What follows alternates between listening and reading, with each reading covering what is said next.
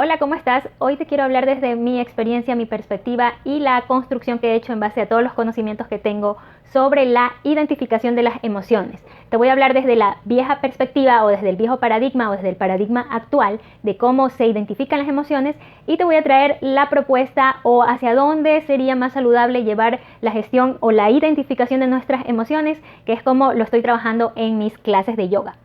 Vamos con el viejo paradigma. En el viejo paradigma, las emociones se identifican con la mente, es decir, algo externo me ocurrió y me enojo, me pongo feliz o ni siquiera sé por qué pasó y empiezo a identificar solo con mi mente lo que está pasando. A esa identificación mental le sumas una justificación que también viene de la mente. Por ejemplo, si me siento irritado, si me siento muy cansado, empiezo a buscar justificaciones afuera. ¿Por qué tal persona me hizo eso? ¿Por qué? O lo volcamos hacia nosotros mismos. ¿Porque fui una imprudente y no dormí bien, por ejemplo? ¿Porque vivo en este vicio? ¿Porque? Y buscamos esas razones en una situación que está pasando en momento presente aparentemente, sin irnos tanto al pasado. Y si vamos al pasado, por ejemplo, porque soy así, soy egoísta constantemente y la gente me dice que soy egoísta porque de pequeño mis papás me criaron de tal forma. Entonces tratamos de buscar siempre una justificación, todo manejándolo desde un plano mental, verbal, racional. Eso es como actualmente se está manejando, o el paradigma actual de cómo identificas tus emociones. Sin contar que tenemos muy escaso el abanico emocional. Solo conocemos o identificamos verbalmente pocas emociones. Tristeza, cansancio, por ahí alegría, por ahí hambre a veces, aunque esa no es una emoción, es un estado.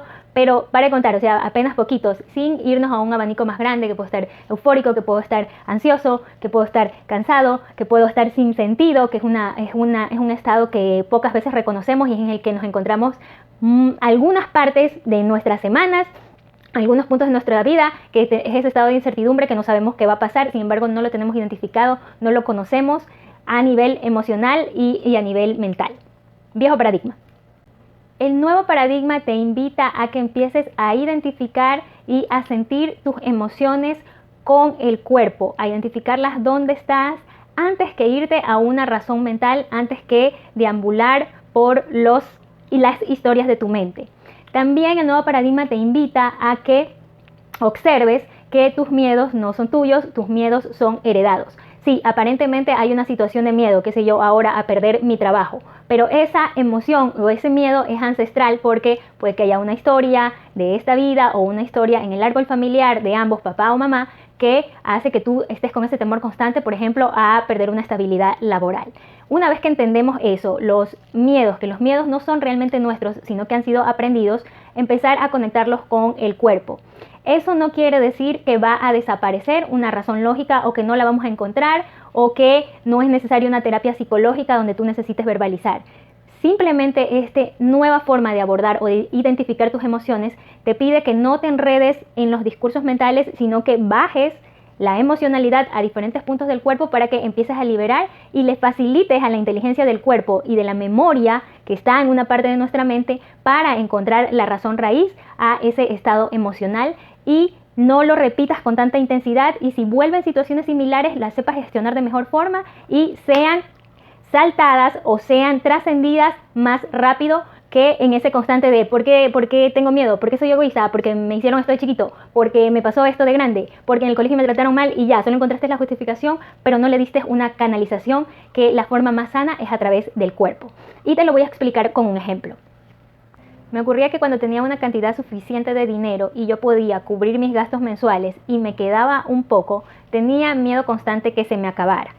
Esto, entre otras razones, porque ya en meses anteriores me ha pasado que no tenía cómo solventar mis gastos básicos y tenía miedo que se me repitiera la historia. Más allá de eso, que no podía o no lo identificaba exactamente bien ese miedo, tenía que parar un poco y empezar a trabajar este ejercicio de empezar a sentir las emociones en el cuerpo y no solo quedarme en ese de tengo miedo de esto y ya, y no darle una trascendencia y no darle una solución creativa, que es lo que hacemos a través de la meditación y de la autoobservación. Entonces me siento con el miedo, en este caso el mío, que era eso, a la escasez, a no tener para más adelante.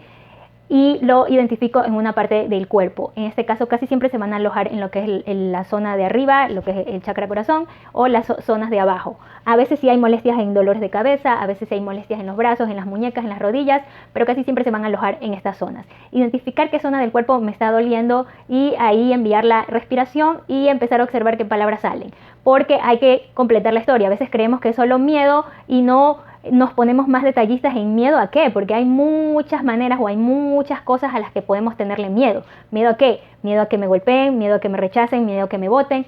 En mi caso era miedo a que me boten de un lugar porque no podía solventar ese gasto. Miedo a que me rechacen, miedo a que me digan, me insulten, etcétera, etcétera. Entonces todos esos miedos venían aquí y yo sentada conmigo misma, respirando, identificando en qué partes del cuerpo estaban tensas.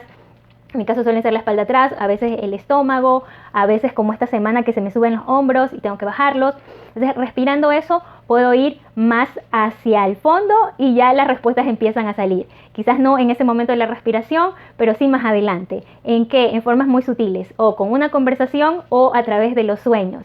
Y esto para algunos va a ser, ay Maribel, los sueños puede ser una estafa, puede ser algo demasiado, puede ser una charlatanería, pero cuando tú estás conectado con tu sabiduría, empiezas a ver cuáles historias son tuyas y cuál es tu información y cuáles son las de tus ancestros, cuáles son las de tus padres, los miedos de tus padres, los de tus familias, etcétera. Entonces lo que a mí me pasó es que en esos días yo voy a visitar a mi papá a su oficina y mi papá es el que estaba muy preocupado. Me dice, Maribel, ¿cómo estás? ¿Cómo estás con tus gastos? ¿Sí pagaste el arriendo? Y yo, sí, ya pagué todo, le digo.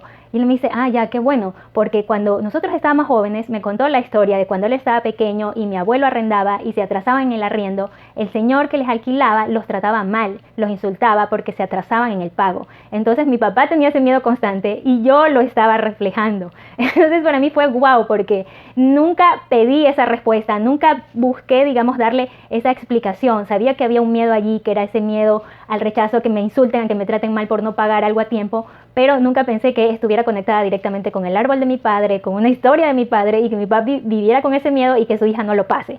Entonces esa es la hermosura también que viene después cuando tú empiezas a conectar con tu silencio, con tu sabiduría interna. Las respuestas sí aparecen a nivel mental, pero de formas inesperadas o de formas naturales.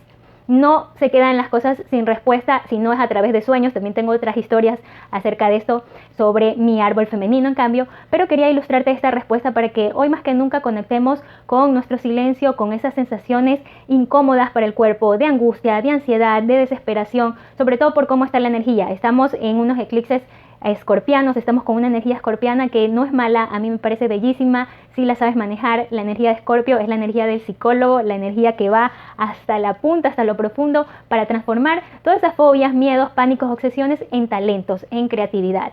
Espero haber sido un poco clara y no haberme enredado tanto con este tema. Me siento en estos días que me cuesta articular o unir ideas. Hay días en que estoy más ágil, de hecho esa es mi energía natural.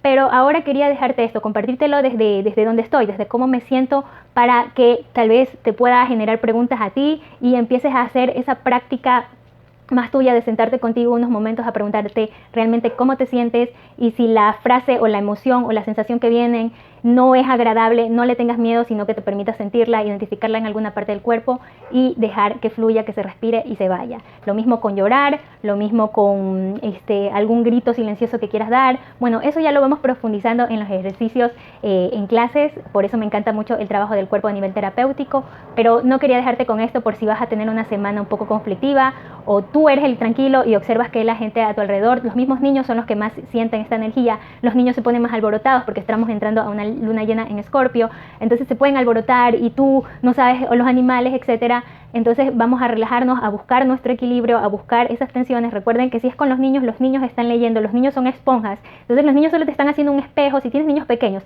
te están haciendo un espejo de cómo está tu estado. En la medida que tú te regules, te vas a sentir mejor y el niño va a sentir que tiene seguridad de parte del adulto al que está a cargo.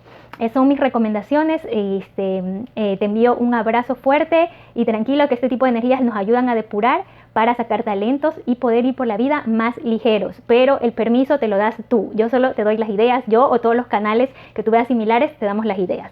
Un abrazo.